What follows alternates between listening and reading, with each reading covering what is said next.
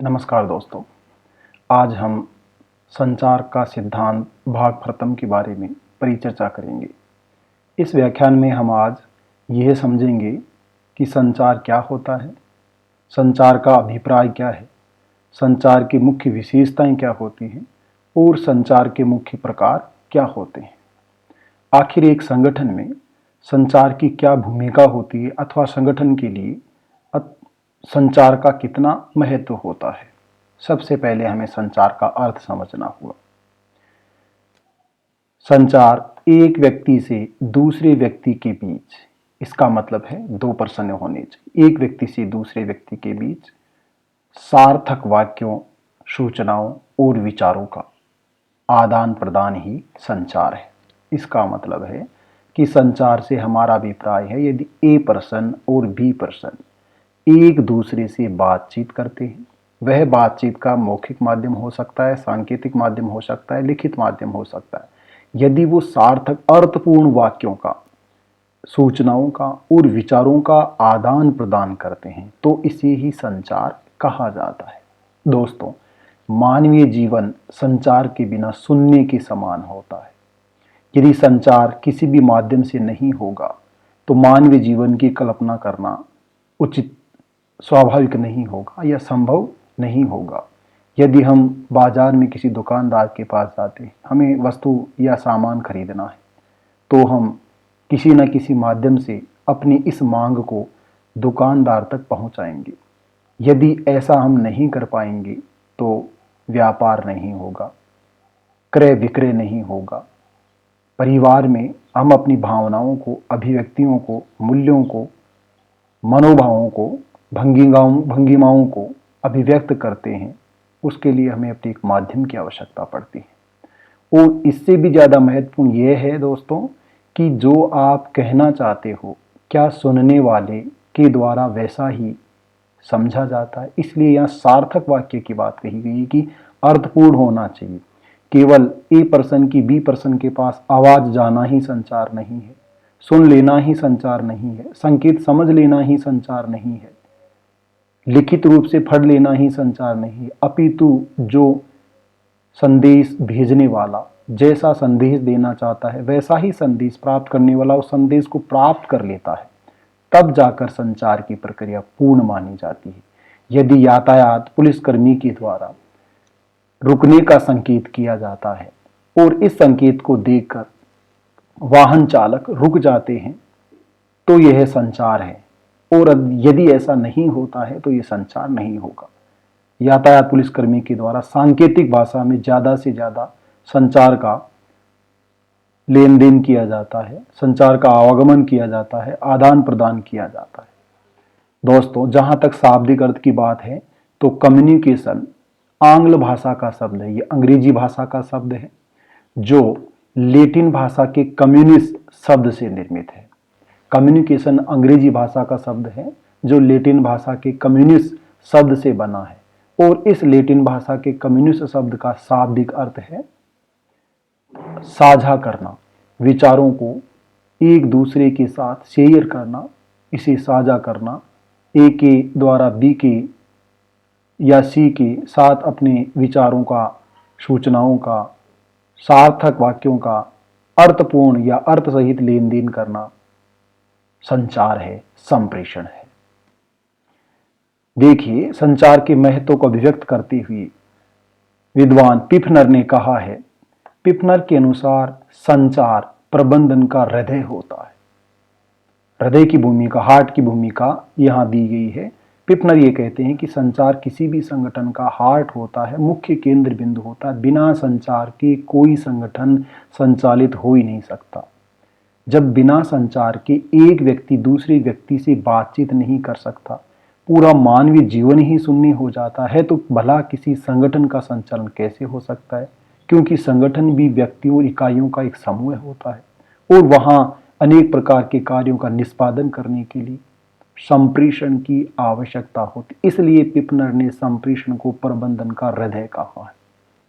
Next विचारक कित Davis का कहना है। कित डेविस के अनुसार यह एक व्यक्ति से दूसरे व्यक्ति, इसका मतलब दो व्यक्ति, एक व्यक्ति से दूसरे व्यक्ति को सूचना भेजने और समझने, ये सबसे इंपॉर्टेंट बात है। केवल इंफॉर्मेशन शेयर करना, सूचना भेजना ही संचार नहीं है, अपितु सूचना को समझने की प्रक्रिया है।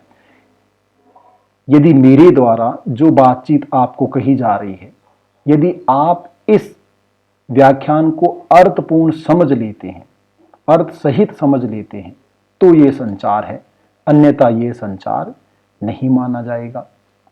जॉन मिलेट का कहना है, जॉन मिलेट कहते हैं कि संप्रेषण साझा उद्देश्यों की साझी समझ है।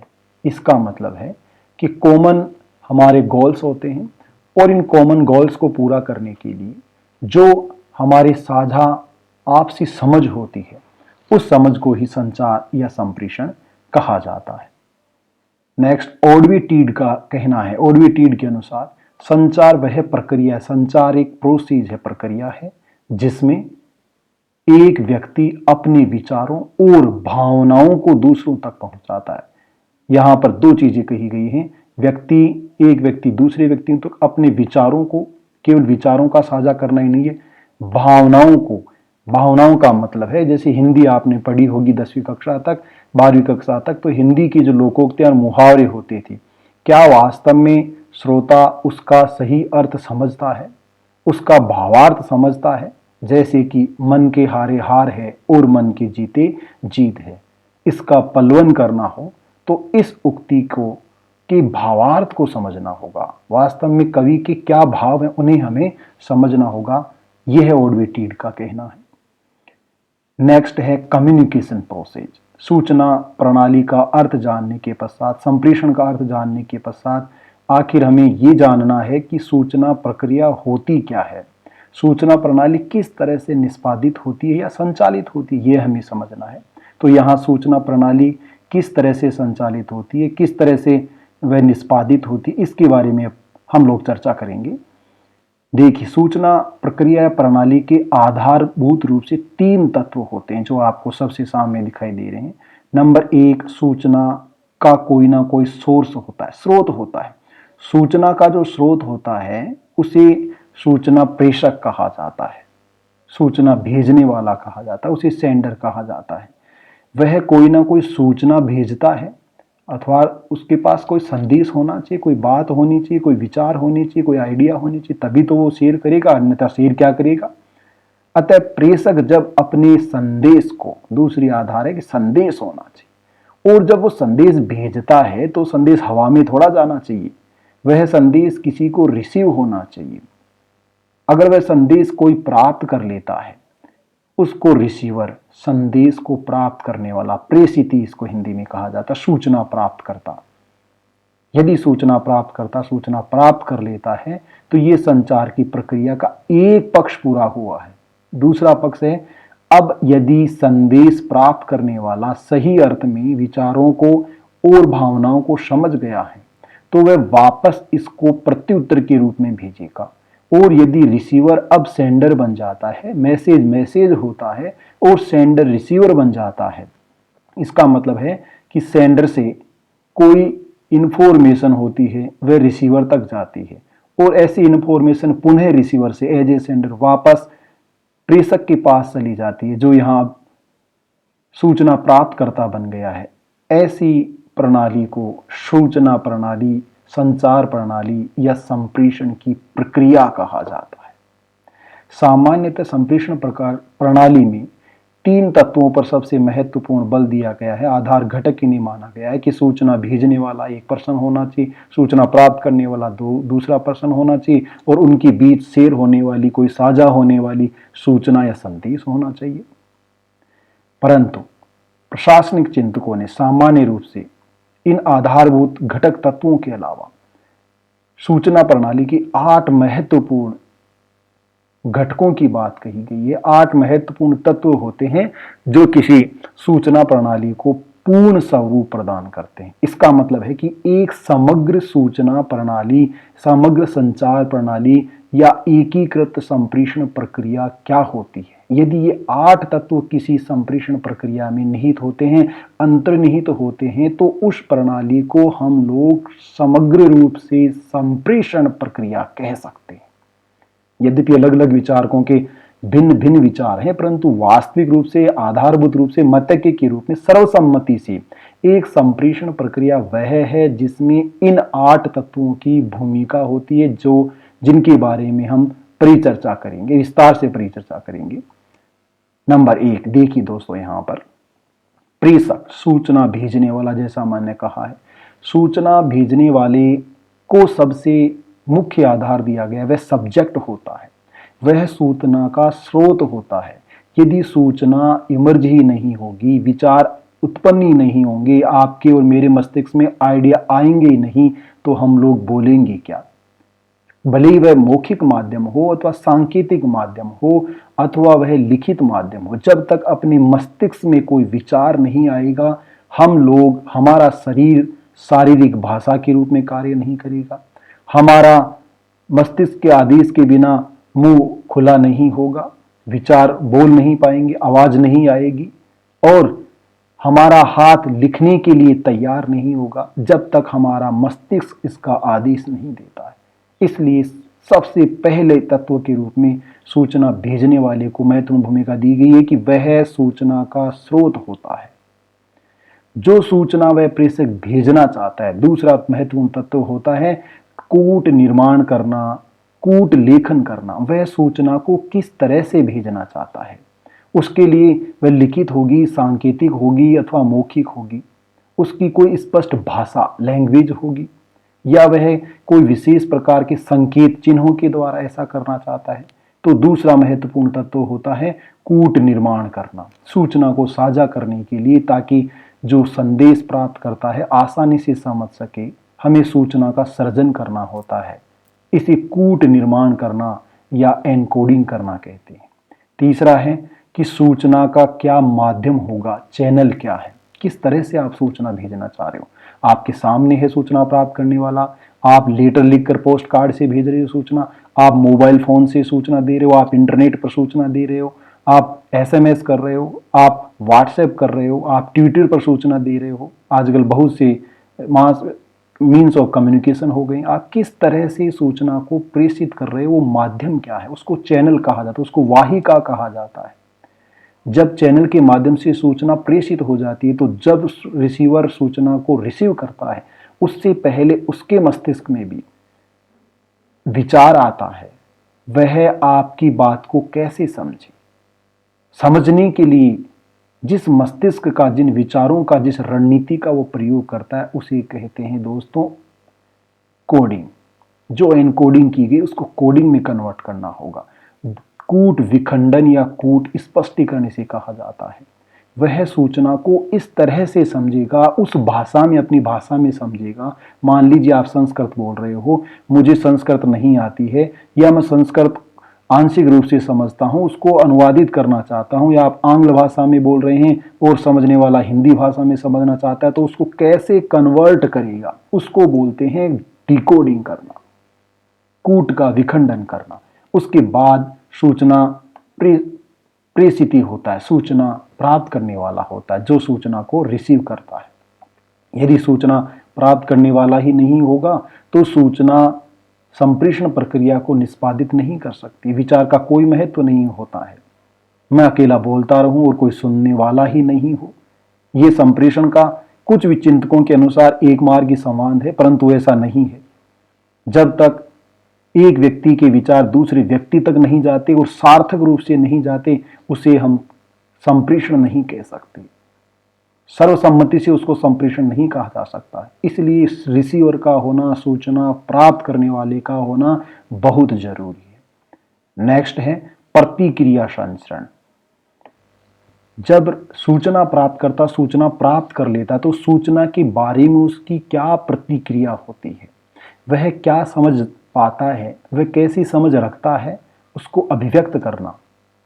उसको अभिव्यक्त करने के लिए, उसको वापस पहुंचाने के लिए, जैसे मैंने कहा सूचना द्विमार्गी अगर प्रक्रिया है, वह संदेश वाहक से संदेश प्राप्त करने वाले के पास गमन करेगी।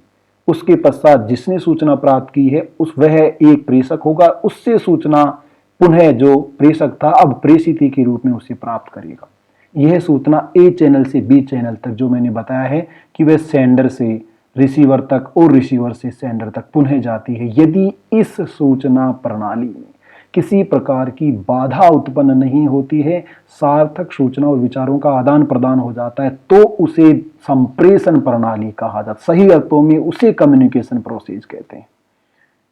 प्रतिक्रिया क्या दी, प्रतिक्रिया करने, अपनी प्रतिक्रिया भेजने के लिए उसको अब एक सेंडर की भूमिका का निर्वहन करना होगा, और वह भी क्या करेगा, कूट निर्माण करेगा, एनकोडिंग का कार्य करेगा। देन उसको भी एक चैनल की आवश्यकता होती है, एक माध्यम की आवश्यकता होती है। देन जो रिसीवर सूचना को प्राप्त करना चाहेगा, अब जो पहले सेंडर था उसको कूट को तोड़ना पड़ता है, कूटों को स्पष्ट करना पड़ता है, उसको कूट विखंडन कहते हैं। और ये फीडबैक तंत्र है, संवरण तंत्र है, जो प्रतिक्रिया अब किसके पास जाएगी, जो पहले संदेश भेजने वाला था अब संदेश प्राप्त करने वाला है। इस संपूर्ण प्रक्रिया में एक और महत्वपूर्ण तत्व है जिसे नॉइज, शोरगुल या विघ्न कहा जाता है। ये विघ्न का मतलब दोस्तों ऐसा नहीं है कि वॉल्यूम बहुत ज्यादा बढ़ गई है। बाधा, संप्रेषण प्रक्रिया में किसी भी प्रकार की अगर कोई परेशानी आती है, वह भाषा से संबंधित हो सकती है, संस्कृति से संबंधित हो सकती है, आवागमन से संबंधित हो सकती है, कूट को एनकोडिंग और डिकोडिंग से संबंधित हो सकती है, समझ से संबंधित हो सकती है, चैनल से संबंधित हो सकती है। किसी भी प्रकार की अगर कोई बाधा आती है तो उसे ही सूचना प्रणाली या संप्रेषण प्रणाली में विघ्न या बाधा के नाम से जाना जाता है। इस प्रकार एक समग्र प्रणाली इस चैनल से होकर गमन करती है। वह संदेश प्रेषक, कूट निर्माण, चैनल, कूट विखंडन, संदेश प्राप्तकर्ता, देन संदेश भेजने वाला, फिर प्रतिक्रिया, संचरण, कूट निर्माण, चैनल, कूट विखंडन, संवरण तंत्र, और यदि कोई किसी प्रकार की बाधा आए तो विघ्न, और देन वापस यह जो सेंडर था वह रिसीवर बन जाता, उसके पास सूचना पहुंच जाती है। इस प्रक्रिया को संप्रेषण प्रक्रिया कहते हैं। देन नेक्स्ट टॉपिक है संचार प्रणाली की विशेषताएं। जब हमने संचार प्रणाली के अर्थ को समझ लिया, संचार प्रणाली है क्या, कम्युनिकेशन प्रोसेस क्या है, संप्रेषण प्रक्रिया क्या है, उसको समझ लिया, उसके बाद इसकी विशेषताओं को समझना बहुत आसान हो जाता है। इसकी परिभाषाओं और अर्थ तथा संप्रेषण प्रणाली को समझने के बाद हम ये कह सकते हैं कि सूचना प्रणाली में निम्नलिखित विशेषताएं होती हैं। पहली विशेषता है संप्रेषण एक द्विआयामी प्रक्रिया होती है।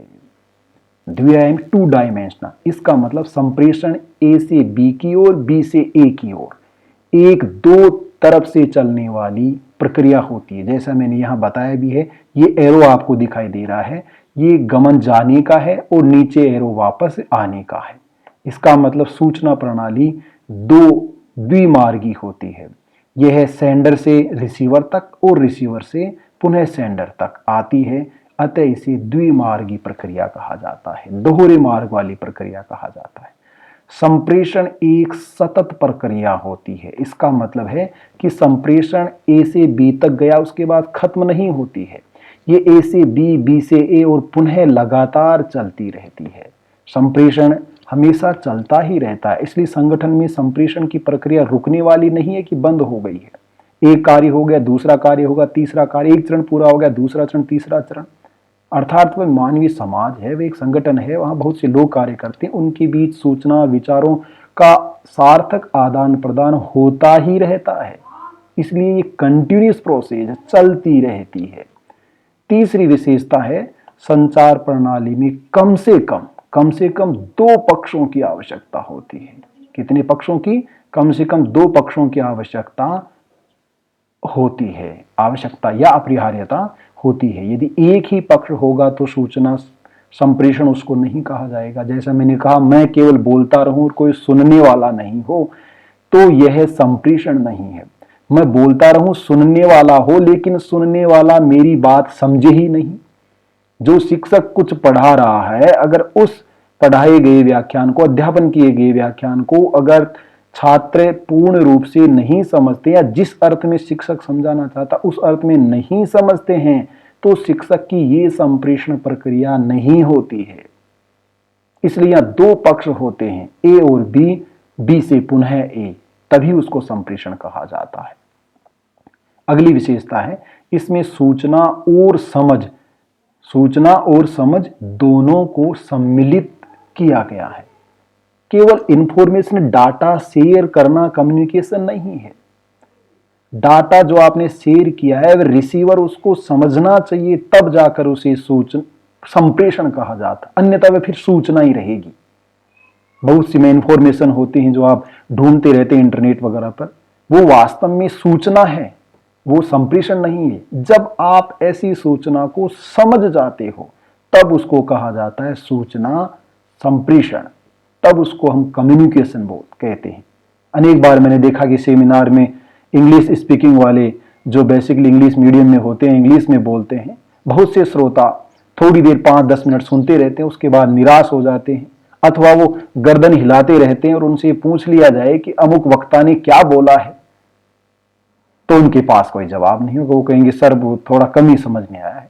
वास्तविकता यह है कि वो कम्युनिकेशन ही नहीं हुआ है, क्योंकि उस श्रोता वक्ता के द्वारा जो एनकोडिंग किया गया उसको श्रोता ने डिकोडिंग किया ही नहीं, वह उसका कूट स्पष्ट कर ही नहीं पाया। और जब तक आप एनकोडिंग को डिकोडिंग में नहीं कन्वर्ट करोगे, संप्रेषण नहीं हो सकता है। संचार प्रणाली को प्रभावशील बनाने के लिए प्रत्युत्तर तंत्र अति आवश्यक है। इसका मतलब है कि संदेश भेजने वाला और संदेश प्राप्त करने वाला, संदेश प्राप्तकर्ता का क्या रेस्पॉन्स आया है, यह इंफॉर्मेशन अथवा कम्युनिकेशन सिस्टम को इफेक्टिव बनाता है, प्रभावशाली बनाता है। आपने देखा होगा बहुत से शिक्षक ऐसा व्याख्यान देते हैं जिसमें कोई सार्थकता नहीं होती है, परंतु वो इस तरह से वाक्पटु होते हैं कि आपको पता भी नहीं चलता और वो 2-3 घंटे का समय भी आपका अपव्यय कर देते हैं, व्यर्थ में ही समय व्यतीत कर देते हैं। कुछ नहीं बोला, परंतु बोलने की कला ऐसी थी कि आप कुछ उसका प्रत्युत्तर नहीं दे पाए, अथवा प्रत्युत्तर में केवल हां भरते रहे। तो प्रत्युत्तर का होना आवश्यक है। यदि आप ऐसे श्रोता वक्ता को कुछ नहीं कहेंगे तो ये संप्रेषण नहीं होगा। आपको बोलना चाहिए, आपको बताना चाहिए कि हम यहां 2-3 घंटे के लिए आपकी झूठी और ऐसी अतिशयोक्तिपूर्ण बातें सुनने के लिए नहीं आए हैं। इसलिए संप्रेषण प्रणाली तभी पूरी होती है जब प्रत्युत्तर आपका सार्थक हो। केवल आप गर्दन हिलाते रहें और हंसते रहें, तालियां बजाते रहें, यह वास्तव में संप्रेषण प्रक्रिया नहीं है। यह रामलीला की तरह व्याख्यान हो सकता है। नेक्स्ट, यह संगठन में अनेक स्तरों पर संपादित होती है। यह केवल संगठन के हाई लेवल पर या मीडियम लेवल पर, लो लेवल पर नहीं होती, संगठन के प्रत्येक स्तर पर सूचना को संपादित करना होता है। इसलिए वहां संप्रेषण प्रक्रिया, कार्मिक होते हैं, कर्मचारी होते हैं, विचारों का आदान प्रदान होता है, सार्थक होता है। इसलिए संप्रेषण प्रक्रिया केवल एक स्तर पर नहीं अपितु अनेक स्तरों पर निष्पादित होती है। देन नेक्स्ट टॉपिक है हमारा संचार के प्रमुख प्रकार, मेन काइंड्स ऑफ कम्युनिकेशन। अब संचार का अर्थ समझ लिया हमने, संचार की प्रक्रिया समझ ली, संचार की विशेषताओं को समझ लिया, तो अब यह समझना है कि संचार किस किस तरह का हो सकता है। इसे हम संचार की विधियां भी कह सकते हैं। What is the method of communication, संचार का पद्धति क्या है, तरीका है, किस तरह से संचार हुआ है, उसको ही संचार का प्रकार कहा जाता है। देखिए संचार के प्रमुख प्रकारों में यहां आपको दिखाई दे रहा, संचार का पहला प्रकार है मौखिक संचार। इसका मतलब मैं जो बोल रहा हूं और आप जो सुन रहे हैं, ये मौखिक संचार है। ए पर्सन बोलता है, बी सुनता है, इसको वर्बल कम्युनिकेशन, मौखिक संचार कहते हैं, जो मुख से बोला जाता है। मौखिक संचार की सबसे अच्छी विशेषता यह है, यहां आप इस चित्र में देख रहे होंगे कि महिला और जो पुरुष हैं आपस में बातचीत कर रहे हैं। वे दोनों अच्छे दोस्त हैं और वो विचारों का आदान प्रदान कर रहे हैं। ए बोलता है, बी सुनता है, पुरुष के द्वारा बोला जा रहा है, महिला सुन रही है, महिला बोलती है, पुरुष के द्वारा सुना जा रही है। मौखिक संप्रेषण है। मौखिक संप्रेषण में गलतफहमियां नहीं होती हैं। मौखिक संप्रेषण को आप लंबे समय तक जारी रख सकते हो। जैसा मैंने पहले अभी बताया आपको कि कुछ शिक्षक और कुछ वक्ता ऐसे होते हैं जो 2-3 घंटे तक बोलते रहते हैं और आप सुनते रहते हो। इसका मतलब है मौखिक संचार लंबे समय तक जारी रखा जा सकता है। वह एक दीर्घकालीन व्याख्यान हो सकता है, लॉन्ग पीरियड लेक्चर हो सकता है, जिसमें वक्ता बोलता रहेगा, श्रोता सुनते रहेंगे। इसे मौखिक संचार कहते हैं। मौखिक संचार में समय और अपव्यय होता है, समय का अपव्यय होता है, परंतु पैसे का ज्यादा अपव्यय नहीं होता है। मौखिक संचार में प्रत्युत्तर आसानी से मिल जाता है। मौखिक संचार की कुछ अवगुण भी होते हैं।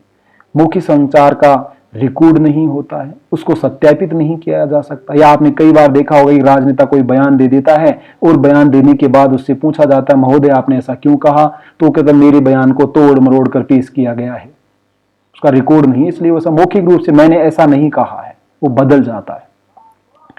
दूसरा संचार का प्रकार है लिखित संचार। लिखकर अपने विचारों का और सूचनाओं का आदान प्रदान किया जाता है, उसको लिखित संचार कहते हैं। लिखित संचार बेसिकली औपचारिक होता है, मुख्य रूप से औपचारिक होता है, कानूनी होता है और इसके लिखित दस्तावेज होते हैं। इसको हम साक्ष्य के रूप में प्रस्तुत कर सकते हैं। ये तथ्यात्मक होता है, परंतु यह समय ज्यादा लगता है। ये करप्शन को, लाल रेड टेप, लाल पिताशाही को बढ़ावा देता है। इसकी प्रक्रिया, जो संप्रेषण प्रक्रिया होती है, वो बड़ी लंबी होती है। इसमें भाषा संबंधी समस्या भी होती है, शब्दों के अर्थ संबंधी समस्या भी हो सकती है, परंतु ये संप्रेषण का सर्वश्रेष्ठ तरीका है, जिसे लिखित संचार कहते हैं। तीसरा है सांकेतिक संचार। न तो लिखित होता है और न ही मौखिक होता है, यह केवल संकेतों के माध्यम से समझाया जा सकता है। इसको शारीरिक भाषा का संचार भी कहते हैं। आपने मेरे हर व्याख्यान में देखा होगा कि मेरे हाथ हिल रहे हैं, मुंह हिल रहा है, गर्दन हिलती है, ये सब क्या है? ये शारीरिक भाव भंगिमाएं हैं, ये शारीरिक भाषा है।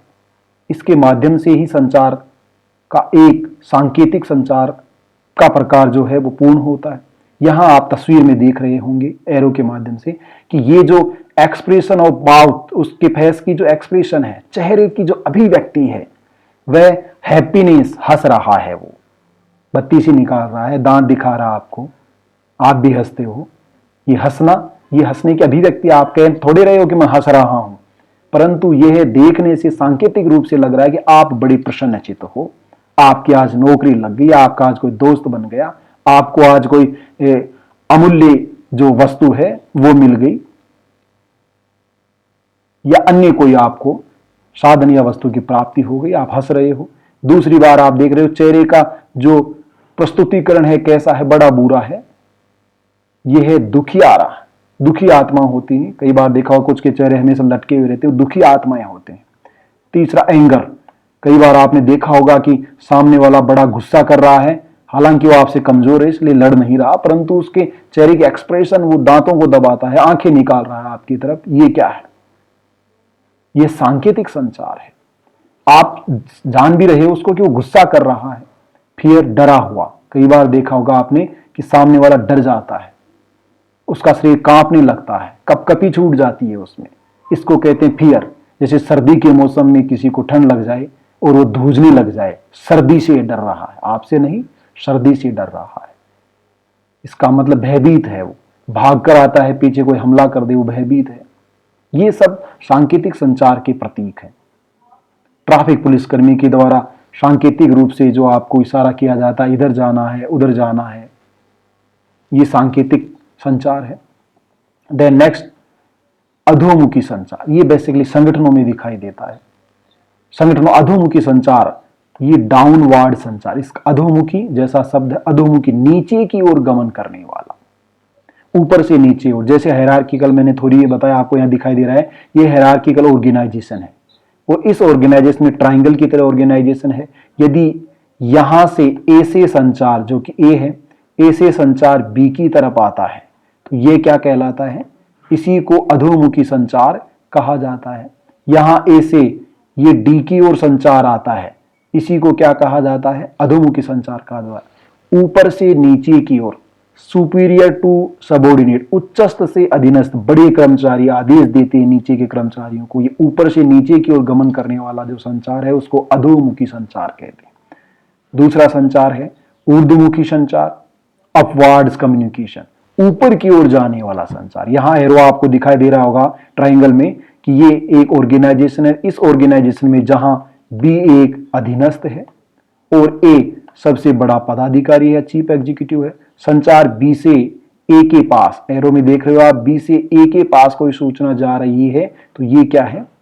यह है ऊर्ध्वमुखी या ऊपर की ओर जाने वाला संचार। इसी तरह से यहां आप देख रहे होंगे कि डी से एरो ए की तरफ जा रहा है, ये क्या है, ये ऊर्ध्वमुखी या ऊपर की ओर जाने वाला संचार है, अपवार्ड्स कम्युनिकेशन इसको कहा जाता है। तीसरा कम्युनिकेशन है क्षैतिजीय संचार, हॉरिजॉन्टल कम्युनिकेशन इसको कहते हैं। यहां ट्राइंगल में आपको दिखाई दे रहा होगा, ये ट्राइंगल है जहां ऊपर ए पदाधिकारी है और यहां बी पदाधिकारी है और यहां सी पदाधिकारी है और यहां डी पदाधिकारी है और यहां एफ पदाधिकारी है। एफ और डी के बीच, एफ और डी के बीच जो संचार हो रहा है वो हॉरिजॉन्टल कम्युनिकेशन है। ऐसे ही यहां पर के है, ऐसे ही यहां पर जेड है, के और जेड के बीच जो संचार हो रहा है वो संचार कैसा है, वो हॉरिजॉन्टल कम्युनिकेशन है। इसको क्षितिजीय संचार कहते हैं। समकक्ष प्राधिकारियों के बीच जो आदान प्रदान होता है, विचारों का सार्थक आदान प्रदान, उसे क्षैतिजीय संचार कहते हैं। आगे है विकिरण या तिरछा संचार। रेस की तरह आपने रेखा गणित पढ़ी होगी जहां विकिरण होते, तो ऐसे ही यहां विकिरण की बात कही गई है, जहां त्रिभुज में आपको दिखाई दे रहा है कि यह एक त्रिभुज है संगठन की संरचना में, जहां ऊपर की ओर मुख्य कार्यकारी अधिकारी होता है, ए पदाधिकारी है, यहां बी पदाधिकारी है और यहां मान लीजिए सी अधीनस्थ है। बी के द्वारा एफ के पास सूचनाओं और विचारों का आदान प्रदान करना, बी से एफ के पास, ये क्या है, बी से एफ के पास जो है वह विकिरण संचार है, तिरछा। इसी तरह से मान लीजिए ये जेड है और ये मान लीजिए डब्ल्यू है। डब्ल्यू और जेड के बीच जो कम्युनिकेशन हो रहा है वो क्या है, वो तिरछा संचार है, उसे विकिरण संचार कहा जाता है। ये बेसिकली उन संगठनों में होता है जहां हायरार्की नहीं होती है, जहां पर समकक्ष पदाधिकारी भी नहीं होते हैं। मान लीजिए कि सेल्समैन के द्वारा एक छोटे से कार्मिक से बात की जाए, मैनेजर के द्वारा सेल्समैन से बात की जाए, ये क्या है, या सेल्समैन और जो उससे ऊपर का पदाधिकारी वो आपस में बात करें, ये क्या है, इसको विकिरण संचार कहा जाता है। देन नेक्स्ट औपचारिक संचार। औपचारिक संचार का मतलब है कि यह संचार केवल और केवल औपचारिक संगठनों में ही होता है। फॉर्मल ऑर्गेनाइजेशन क्या होते हैं, ये मेरे पूर्व व्याख्यानों में आपने पढ़ा होगा, देखा होगा। फॉर्मल ऑर्गेनाइजेशन जो होते हैं वहां पर जो संचार होता है किसी तरीके से हो सकता है, इनमें से जो आपको ऊपर प्रकार बताए उनमें से विकिरण को छोड़कर ऐसा संचार हो सकता है। बेसिकली लिखित होता है, इसलिए कानूनी दस्तावेज, तमाम तरह के नियम्स, रेगुलेशंस, इनकी आवश्यकता होती है। सेवा पुस्तिका सबकी औपचारिक संगठनों में ऐसा ही संचार होता है, विशेष रूप से लिखित संचार होता है। अनौपचारिक संचार ये अधिकांशतः मौखिक ज्यादा होता है, लिखित भी कोई सा भी माध्यम हो सकता है, परंतु अधिकांशतः एक ऐसा अनौपचारिक संगठनों में होता है। ये व्यक्तिगत संबंधों पर निर्भर करता है, आपके अंतर व्यक्तिक या मानवीय संबंधों पर निर्भर करता है। किट डेविस ने जिसे ग्रेप वाइन कहा है, अंगूर लता, इसमें एक व्यक्ति सूचना प्रेषित करता है और वो कम्युनिकेशन के रूप में फैलती फैलती, जैसे अमर बेल फैलती है वैसे विस्तृत हो जाती है। अंगूरों की जो बेल होती है उसकी तरफ फैलता ही जाता है, संचार बढ़ता जाता है। इसको अनौपचारिक संचार कहा जाता है। इसी के साथ मित्रों आज हमने पढ़ा है संचार प्रक्रिया क्या है, संचार का प्रणाली का अर्थ हमने समझा है, कम्युनिकेशन प्रोसेस के स्वरूप को हमने जाना है, उसके क्या मूल तत्व हैं उनके बारे में परिचर्चा की है, संचार प्रणाली की मुख्य विशेषताएं क्या हैं और संचार प्रणाली के मुख्य प्रकार क्या हैं, संचार प्रणाली की मुख्य विधियां क्या हैं। भाग द्वितीय के अंतर्गत हम संचार के प्रतिमानों के बारे में अध्ययन करेंगे और संचार के मुख्य जो बाधाएं हैं उनके बारे में, संचार को किस तरह प्रभावशाली बनाया जाए, संप्रेषण प्रक्रिया को मजबूत या इफेक्टिव कैसे बनाया जा सकता है और कम्युनिकेशन का इंपोर्टेंस क्या होता है, इसके बारे में हम भाग 2 में अध्ययन करेंगे। यदि मेरा ये वीडियो आपको पसंद आया है तो इस चलचित्र व्याख्यान को आप साझा करें जैसा संप्रेषण में कहा गया है और इसको सब्सक्राइब करें। आप सभी लोगों का बहुत बहुत धन्यवाद।